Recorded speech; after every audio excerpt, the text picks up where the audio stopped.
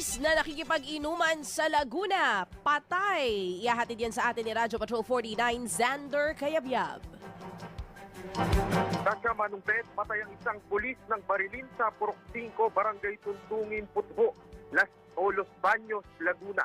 Kinilala ni Police Lieutenant Colonel Louis Jonglay, hepe ng Los Baños Police, ang biktimang si Police Staff Master Sergeant Dominic Obligado, 43 anyos, at nakatalaga sa Lucena City Police Station.